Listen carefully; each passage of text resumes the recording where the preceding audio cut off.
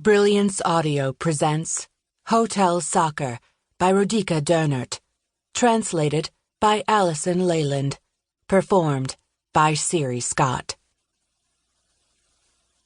The air in the kitchen was heavy with sugar, chocolate, and preserves. Anna Sacher, a little over 30, breathed in the sweetness, reveling in the certainty that she had finally escaped the death that featured so strongly in her childhood, the shrill cries of cattle and pigs, calves and lambs that accompanied the morning slaughter at the abattoir. Casting an eye over the finished cakes, Anna matched the torts to the orders, still half a dozen to be taken over to the opera house. The performance was sold out, and Sacher torte, enriched with plenty of cocoa, with apricot jam spread lavishly beneath the chocolate icing, was to be served during intermission. Her father-in-law's recipe. Once Anna was sure that all was running smoothly in the kitchen, she decided to go to her husband's bedside. From the sofa in the foyer, Love watched Anna approach. As she passed, the lady of the hotel straightened her dress, which emphasized her voluptuous figure, and looked sternly into the questioning eyes of her employees. "Make sure that nothing interferes with the guests' enjoyment. I'm relying on you, Maya," she instructed the doorman, marshal of her troops, before sweeping up the staircase to the private rooms on the second floor. Love didn't follow her, but ran her hand over the smooth fabric of the seat and waited. And then they arrived, Martha and Maximilian Aderholt of Berlin, a handsome pair, young and vibrant.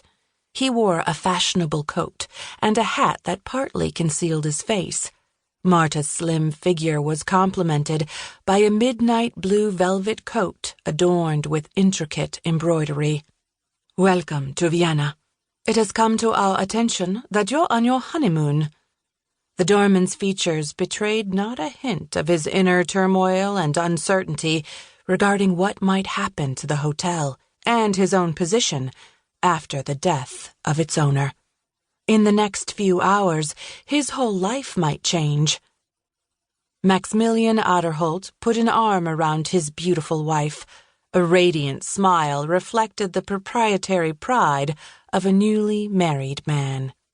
"May I extend the very best wishes of all of us here at the hotel. Now, please, would you kindly complete the formalities for me?" The doorman slid the registration form across the reception desk. Martha Aderholt took a step back and gazed around the entrance hall. Comfortable seating was arranged around thick Persian rugs. On the wall hung a beautifully woven Gobelin tapestry depicting 3 nymphs frolicking with a personification of night. The parquet floor and wall paneling were exquisitely crafted, and the carpet was a rich imperial red with woven patterns. Only a few days earlier, Martha and Maximilian had founded the Aderholt Press in Berlin, and now they were searching for authors to whom they could offer contracts. Vienna seemed to be a promising starting point. Love looked over at the young publisher with sympathy, knowing her life would not be an easy ride, before moving her gaze to take in the young woman's husband, whose face was dominated by a high forehead, the brow of an artist and a man who aspired to greatness. From him, Love's eyes moved across to the staircase, where Princess Constanze von Traustein was descending on the arm of her husband, Prince Georg von Traustein, on their way to the opera. The 17-year-old princess, herself newlywed, looked at Martha Aderholt in surprise, as if catching sight of an old friend. A smile flitted across Martha's face.